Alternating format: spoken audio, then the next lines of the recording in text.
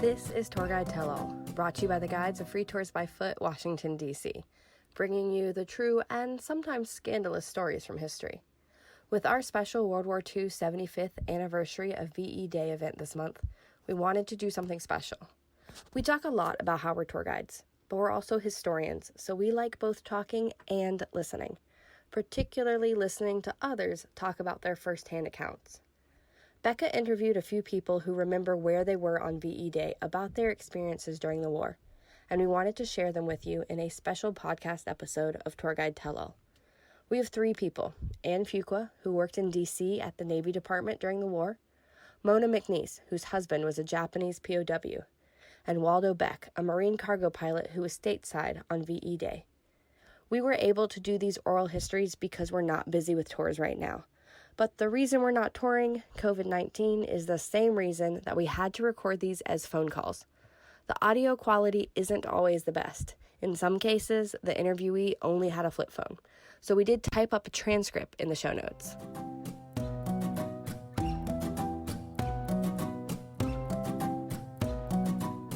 But I just wanted to ask you a couple questions about World War II, what you remember, what it was like, and if you remember VE Day, which was May 8th. Oh, you know where I was E-Day? Where? I was in the city of Washington, D.C. The streets were so full of people, the buses could not run. Wow. I watched a big bottle of alcohol of some kind start way down the street and passed it hand by hand down the street till it was all gone. What were you doing in D.C.? I worked there for the Navy Department. Oh, wow. What did you do? Can I ask? A little bit of this, a little bit of that. But the funny thing about it is that when we went there to work, they told us what the people we worked with, we never talked about that. We never talked about what we did. It all stayed inside that building. And, you know, I think that's what happened. We didn't have people checking us out or anything. We just did it. Yeah. Well, of course. I mean, during wartime, right? Had to keep everything hush-hush. Yeah. Yeah. What was it like living in D.C. during the war? Well, I like all the museums, of course. We made it a point every weekend we spent it somewhere in a museum. But when we went out to the museums, it was always full of servicemen from everywhere. And at the end of the day, we'd go to the museums together, and they'd buy their lunch, we'd buy our lunch. And when the day was over, they went their way and we went ours. It was different. So there were a lot of service members kind of coming through D.C. on their way to and from. Yeah. Mm-hmm. Well, see, they had a big Marine base there. They also had a big Navy base there. And so we saw a lot of them. Some of them had already been overseas in action, and some of them most of them had already been and had come back to Washington for some reason. I don't know why. Yeah. Do you remember things like was there a lot of rationing in D.C. where you had to ration food and supplies? Yes, we did. The Navy Department found us a place to live when they hired us. They told us they'd found us a place to live. And we lived with it was a grandmother and a daughter and her daughter, 3 generations in the house, but yet they found room to rent a room to us. And we hadn't been there long, and the grandmother approached me one day and she says, "Girls, I know you're not eating your supper right." And she says, "If you will write home and get your ration books, I'll cook your meal at nighttime for 25 cents. So, of course, we wrote home and got them. Mother didn't need them. And she was so proud we could not have given her a gift of any kind that was as good as our ration books for her. And she did cook. She was a great cook. Yeah. So that's the only way it bothered us. We didn't need gas. We didn't need anything. So she got our ration cards, and we enjoyed it. Where were you from originally? I was from Pontotoc, Mississippi. Oh, excellent. So was it a big change moving to the city of DC? Oh yeah, the furthest I'd been about out from home was about 100 miles away to Memphis, and that was it. So we rode up on a Pullman train and spent the night on the train. And it was the first time I had ever seen the link sausage at the route. That was the first time they served them to us on for breakfast. Oh, I thought they was the best things I had ever had. Yeah, it was greenhorns going up there. Another one of my classmates went the same time that I did, and both of us was just as green as grass. We didn't know anything, but we learned. If there was one thing you wanted young people today to know about World War II or understand about that time in our country, what would you want them to know or to remember? Well, see, I was in high school, and we had a lot of men that was drafted out of high school because when they turned 18, they could draft them. And I think what sticks with me now is took those kids that had been just like me, just here, and that's all. And they left here as boys, you might say, but then when they came home, they were men after they had fought through all that. So I think that was about the biggest thing. And I don't know is it really hit me till after it was all over or not. But that was kind of sad. It just took their youth away from them. That's really interesting. Is there anything else you wanted to tell me about the war, about your experience during that time? I think one of the things that hit me the hardest was when they opened up the concentration camps in Germany, that they made pictures and they put them on boards almost as big as plywood, blew them up big, and set them at a lot of the entrances. They had them there at the Navy Department as we went in. That was sad. Now, I mean, that of all the bombings and everything else, that was one of the saddest things that I saw. It was awful. And of course, they were blown up. They were bigger than what they really were, but it was awful. I find it interesting that they actually had them for you guys to see at the Navy Department so that people would know of the atrocities and know what had Yeah, happened. they did. They did. Wow. They even had one, uh, the Japanese had a little plane that one person, it was a bomb, really. And one person sat in that plane. And when he dove his plane into a ship, he went too. It was suicide. I think maybe they called them suicide bombers. They brought one and parked it in front of the Navy Department, and there his shoes was down on the floor, and they were made out of steel or something, and they were bolted to the floor. So they meant for them to stay with it. Wow. It was some pretty bad things. Well, I really do appreciate you taking the time to share a little bit about your experience. I'm a tour guide here in DC, and we're preparing some videos and some information to share online with some of the students that can't come to DC that would normally come this time of year to Well, go to the World let, War II Museum and see the Holocaust Museum and yeah, see those yeah, things. yeah. Well, there's one other thing. While I was up there, I worked on Massachusetts Avenue, Hmm. at one Embassy Road, and I worked in Lars Anderson Mansion, which now is a museum, but they had everything taken out of it. I was a receptionist, and none of the statues and none of that was there.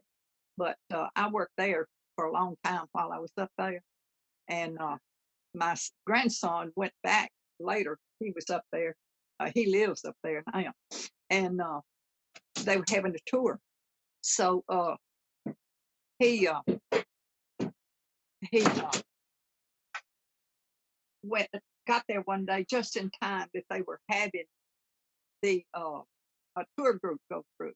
And so as the guide was talking about it, and he told him, he said, you know, my grandmother worked here during World War II. She says, in all the years that I have been a tour guide, you are the first person that knew anybody that worked in this building. And of course, now they've got it fixed up, the tapestries and all that in there. It's amusing. Yeah. Yes, I sometimes take groups along Embassy Row, and I've seen that building, and it's hard to imagine it as like an office or a work site. But I know during World War II that was very common. A lot of these buildings were converted into government. Yeah, it was a beautiful building. You went out back, and there was a big garden out there in the back. You know, we usually went out there and ate our lunch every day. But Not a bad was. place to go to work. Yeah, it wasn't much work to it. I just answered the phone and checked everybody that came in. Yeah, but that was quite an experience. So I guess so. Well, it's been a pleasure to talk to you. Miss Ann, it has been so nice to speak with you. I so appreciate you sharing your experience.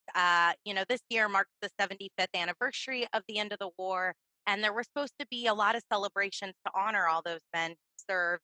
And of course, Yeah. with this virus, we can't do that. So you being willing to talk online, let me record you. I really appreciate that. I'll email Gloria anything we use that includes what we're doing. Okay. Well, I tell you what, it was quite an experience. It was quite an experience, but I wouldn't take anything for it. But I just don't want people to forget what those men went through during World War II. You take now, they can get on the computer and see them. They hear from them all the time. If we heard twice a month, we were lucky. And all we knew, if they had a New York address, they were in Europe. If they had a California address, they were in the South Pacific. And so that's all we knew. We just didn't know very much. Yeah, and a very important time.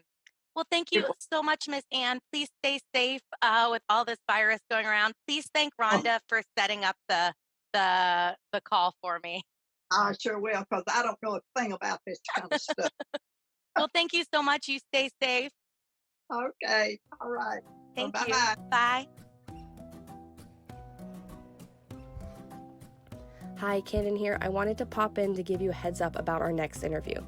In the middle of the interview with Ann, which was recorded on a Zoom call that was set up by her daughter, Ann's son-in-law popped into view and asked if we wanted to talk to his mother, which of course we did. But Mrs. McNeese only has a flip phone, so the audio quality did not come out great, but you can read along in the transcripts in the show notes. Hi, I'm Rebecca. I'm with a company in DC called Free Tours by Foot, and we're talking to a few people about their World War II experience. And your son thought that you might like to talk to me for a few minutes. I will, if I can give you any information. My husband didn't talk very much about what happened to him, and some of it I probably forgot. But I'll be glad to help any way I can. Of course. Well, can you tell me a little bit about where your husband was from and when he served? Where he was from. You want to know where he was from? Yeah, is he from Mississippi like you? Okay. He was from Quincy, Mississippi. Quincy. And did he volunteer? Was he drafted? He volunteered very young. Did you know him then, or did you meet him after the war? I met him after the war, 1945. And do you know what branch he served in? He went in, I don't know if they called it the cavalry, but that's what he started out in, riding horses wherever he was stationed at.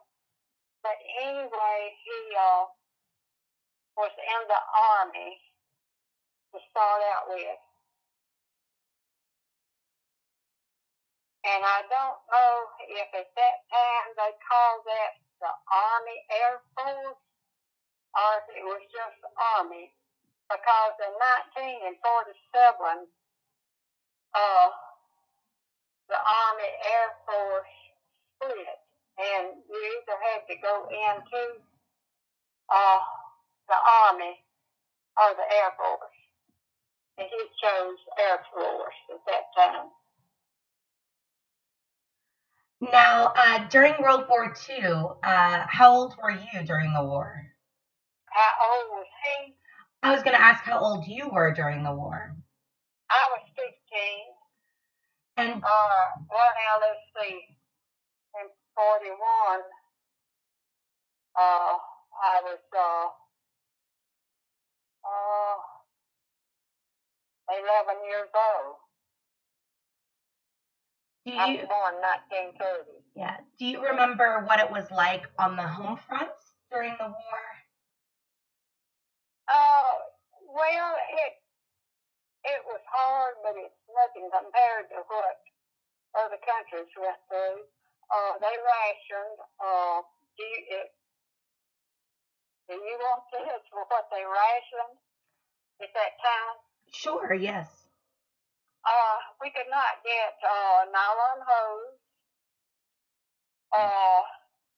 and shoes was hard to find because of the leather they used, and they couldn't kill horses. I reckon it's having to send them overseas. I don't know why, but anyway, you had to have a coupon to get a pair of shoes.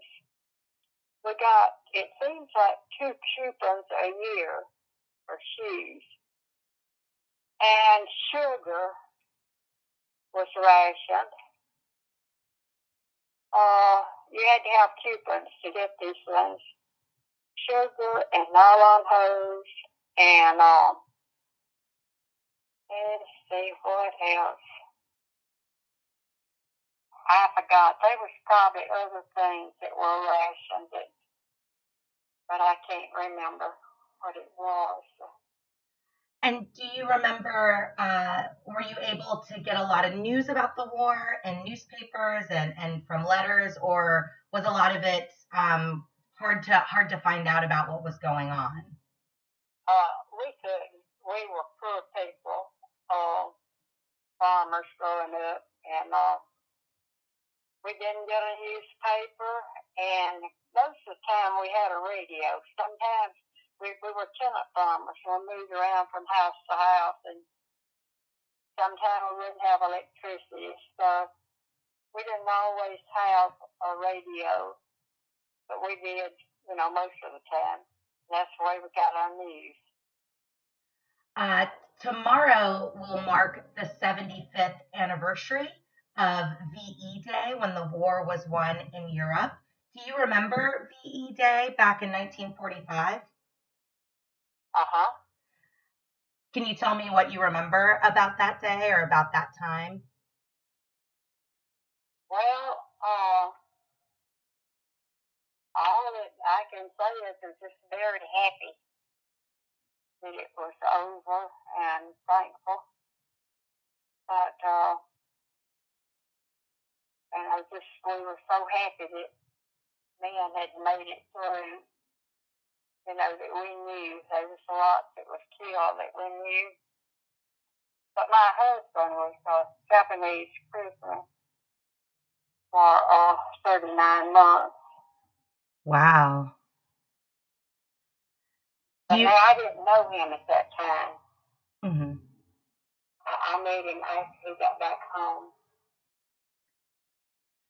So he was held a Japanese prisoner of war. Did he ever talk about that?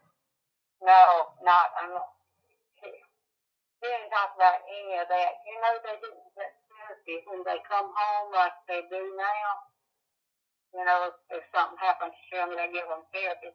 But they just always told them just try to forget, what had happened to them.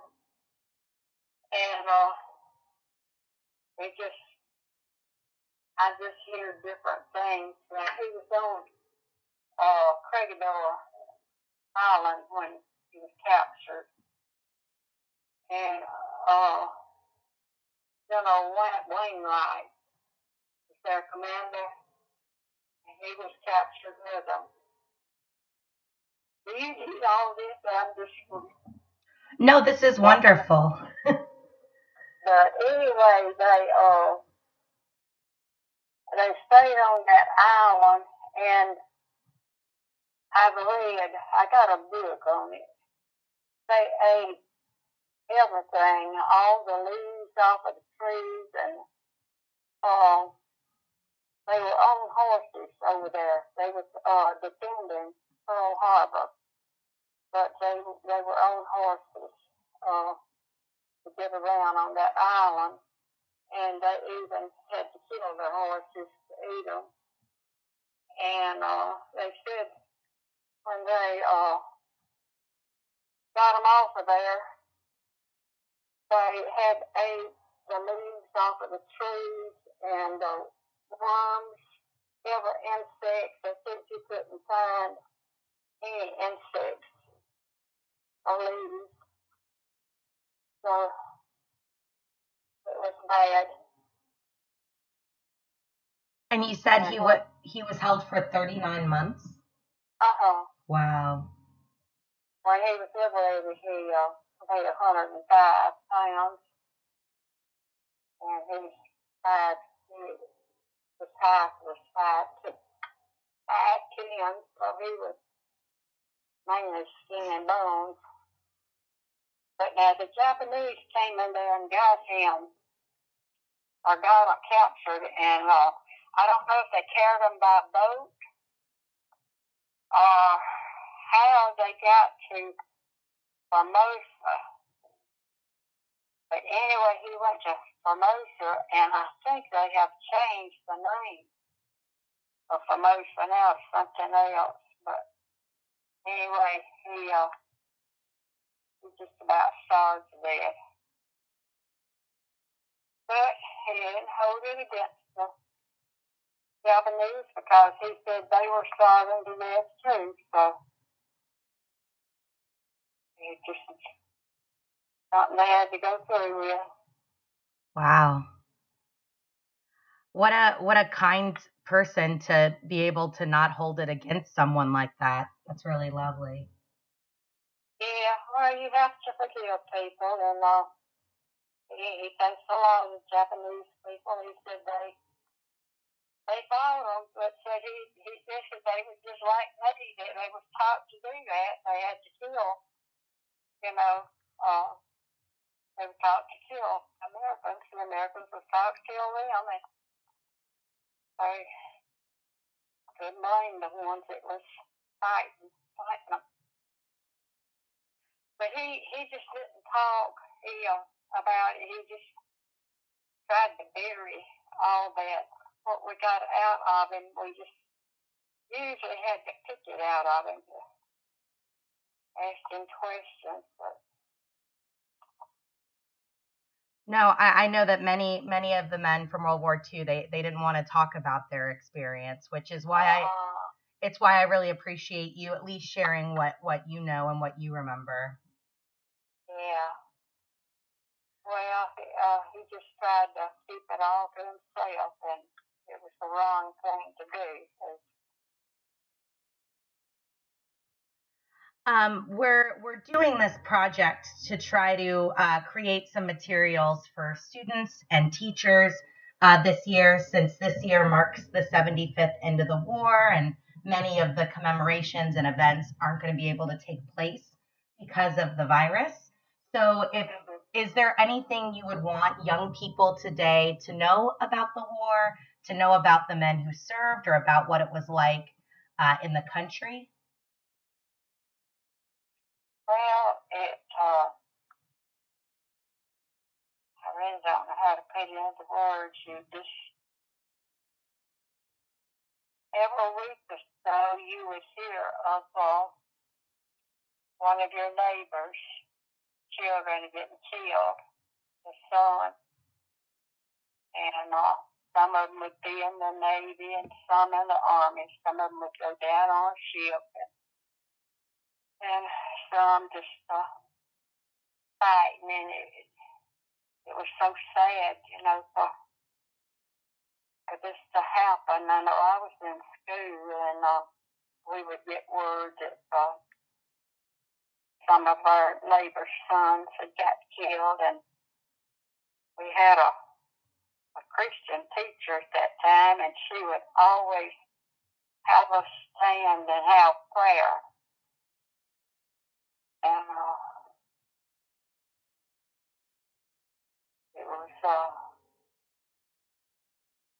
hard, you know, to know people that had to give their lives. Absolutely. Well, I'm so appreciative, Miss Mona, of your time and you speaking with me today. I talked to your son yesterday, and I know that your husband has passed on, and I'm sorry to hear that. And it sounds to me like he was a real hero. So I really appreciate you talking today. And I'm sorry I can't get it. You know, I forget things. Some of it's my age, and some of it he just never did tell us. No, everything you shared with me is wonderful information, and I think going to be very valuable to young people who maybe don't have anybody in their family from this generation anymore to talk to. So I really appreciate it. Well, I appreciate you doing this.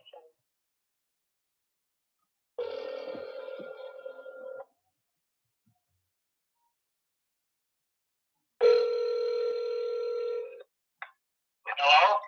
Hi, is this Mr. Beck? Yes. Hi, this is Rebecca Grawl. I'm with Free Tours by Foot. I wanted to talk to you about World War II. Yeah, Donna told me you did. You know, it's interesting. She said you wanted to know about the end of the war, and I don't know much about the end of the war in Europe. So but I'll tell you what I do know. Whatever your questions are, but I was sitting out in El Centro, California, waiting for orders to go to the South Pacific, and so we were more interested in the end of the Japanese conflict than the European conflict. Although we were very excited when it happened, but we were not a part of the celebration. Well, that makes sense. It does, and that's fine. I would love to hear about what the experience was like for you during the war. Like to hear about what now? Oh, I'd like to hear about what your war experience was like. Oh, well, it was not exactly as I intended it. You know, I graduated from Corpus Christi in 44, and I thought I was going to ask for torpedo bombers and several, I don't know what else, but instead of what I asked for, I got instructor duty. So I spent the next year as a flight instructor at Bunker Hill, Indiana. And when I finished that, they said, well, you've forgotten everything you knew about operational aircraft. So they sent me back to Pensacola. And that's when they put me in twin engines, which was transports mostly, PBYs and a few things like that. So I ended up in a transport squadron in El Centro and had orders to go overseas to the Pacific when they dropped the bomb on Tokyo. And so that put everything on hold. And so we just sat there for a couple months before they finally gave us orders to go home, which was interesting. But one of the interesting things that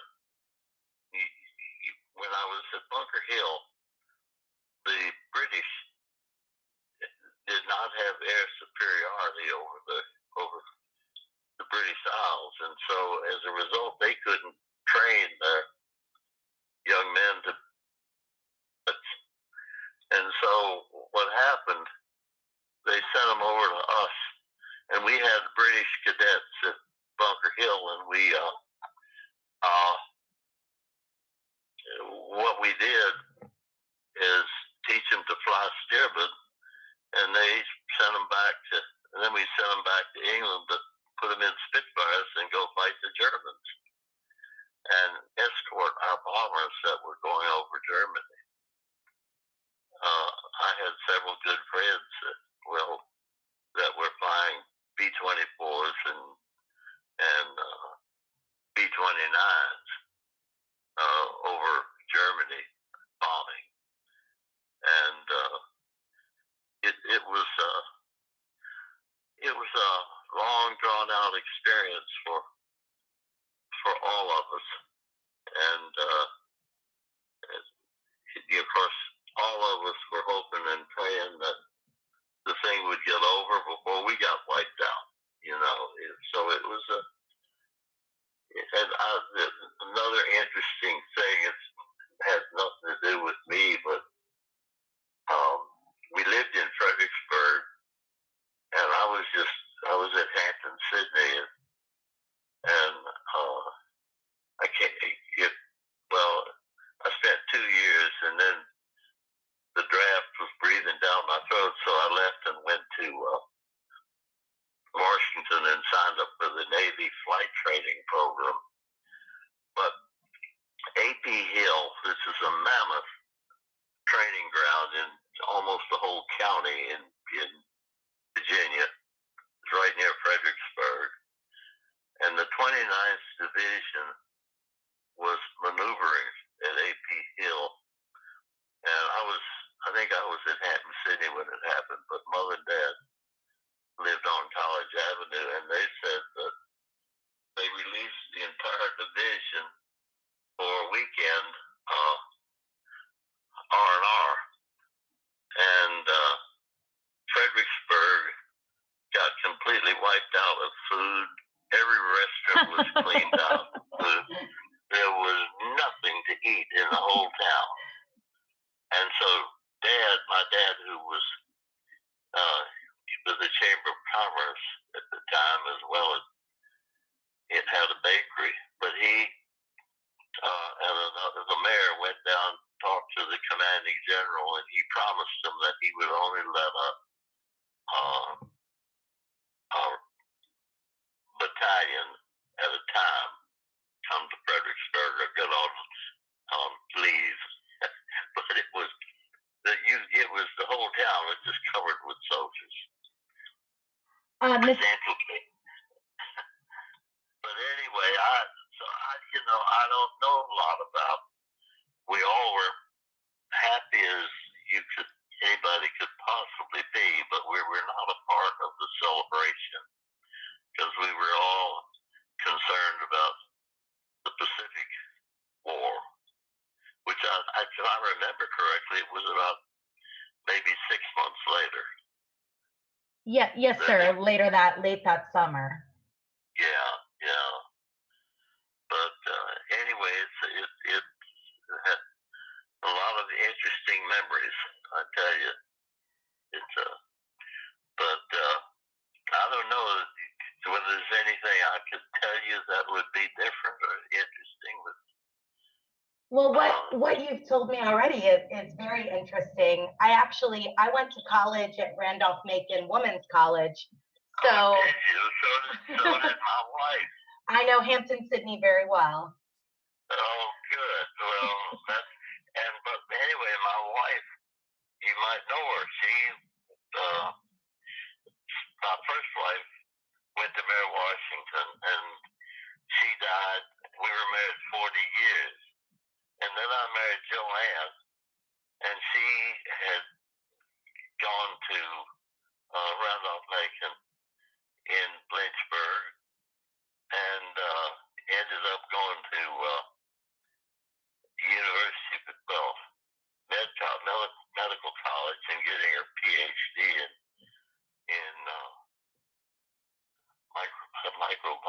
I think. Anyway, she went. I'm trying to think what year she was there. It would have been probably in the late '60s that she was at Randolph Macon. But when were you there? I graduated 2007, so we were the last. Oh, you're 2007, so you're a kid. Thank you. Oh, that's interesting. Well, she loves Randolph Macon, but has done and some of her class are trying to get together this summer. I don't know whether it'll happen. I doubt that it'll happen. But no, she's of course Hampton Sydney. When I was there, we dated Randolph Macon girls all the time. That was still the case when I was at Macon. We went to Hampton Sydney for formals and mixers. Yeah, it was fun. It was a great. I was so sorry. When I got after the war, I couldn't go back to Hampton Sydney because I was married and had a kid. so back to college was out of the question. So I never did graduate, but I enjoyed Hampton Sydney. There are three things in my life that I think have made an impact. And one is the Boy Scouts. And the second is Hampton Sydney. And the third is the Marine Corps. So those three things that have reacted and helped me and all my life. What could you tell me a little bit about what it was like when you were in college, but before you joined up? Was there already rationing of food? Was it all the talk on campus about the war? Rationing was beginning about the heavy rationing was beginning about the time I left to go in the service, which was 1941, maybe 1941, and rationing was already. My wife worked at the ration board, and they issued little books of tickets. Butter was rationed. You could get a pound of butter about every couple of weeks. All meats were rationed, and cigarettes were rationed, because nobody would worry about that today, but back then it was a pretty serious thing. Gasoline was rationed. You couldn't get 5 gallons a week of gas. And so sometimes there were just lots of things that were rationed that you had to have a little book. You got a coupon in the book. You had to give the merchant one of the coupons in exchange for whatever you wanted. I was at Bunker Hill, Indiana, and my wife's aunt was a Lucky Strike smoker, heavy smoker, and so she would send me a Tinker Toy, those little round Tinker Toy boxes full of cookies, and it was just the perfect size for a carton of cigarettes. And I could go to the exchange and buy cigarettes for something like $1.20 a carton. I think a pack is about triple that amount now, but I buy a carton of cigarettes and stick them in the Tinker Toy box and send them back to her. And so we had a good exchange going there for quite a while. I got cookies and she got cigarettes. But they were rationed. And because we didn't have any problems at all getting stuff like that in the commissary and in the Navy Exchange. But Did you have any flying experience before you joined up with the flight training? No, I didn't. As a matter of fact, I was concerned about my ability because I had, as a youngster, I had a tendency to get car sick, and I was afraid that if I got started, but it was an option that I had to tackle. I didn't want to be drafted, and the opportunity came for me to join the Navy, called it V5, Navy Air Training Program, and so I found out years later that as long as I was pilot, if I was a passenger, I still had a tendency to get a little woozy. But as long as I was a pilot, I was okay. Wow. So it was an interesting thing. But anyway, you know, in 1944, I was 14 years old, and the World Jamboree was in Vogelenzang, Bloemendaal, Holland, for Boy Scouts. And I don't know why they did, but my mother and father, they let me go. And of course, there were no flights across the Atlantic then. There were only boats. And so I went to New York on the train. Our whole troop, which was 22 boys from Richmond and Fredericksburg, and we went to New York and caught the Baron Garrier, which is a 5.5-day trip to England. And we spent the night in England, and then the next day we took a little boat over to Holland, where the Jamboree was. Anyway, when we went after the Jamboree, we went into Germany, and at that time, you could see the effect of the German preparation, because little kids, 14 to 15 years old, were marching in the streets. And so it was inevitable. Well, we knew what was going on. That was in 1937. Wow. But anyway, it was an unbelievable trip for a 14. Well, all of the kids were 14, 15 years old in our troop. But we had a great time. It was a wonderful experience. Did you stay? That was before. Oh, sorry. I was just going to ask if you stayed in the service after the war in the Pacific ended. Well, I got out of the Marine Corps after World War II and came home, and I guess it was about 5-6 years later, I got a registered letter. Marine Corps doesn't discharge you, they release you from active duty. But no, I did have to go back. Okay. And the same squadron and everything. So a lot of the men that you went back with, same squadron, they had also served in World War II or been active in World War II? Yes. Wow. Yeah. And I spent 3 more years. And then I joined the reserve unit when I got home after that, until I got 26 years, which allowed me to get a little bit of retirement income from the Marine Corps, which is great. Have you had a chance to come up to DC and see the Marine Corps Memorial?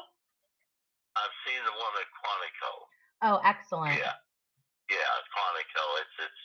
It's on just off US 95. Mm-hmm. I haven't been to Washington for a long time. Well, I appreciate you taking the time to talk to me, Mr. Beck. Is there anything else you would want to share? We're hoping to share this with students, young people, so they can maybe understand World War II a little better. So is there anything else you'd like to share with me? No, I think mostly that young people should realize that everything isn't easy, and everything, it's not a piece of cake.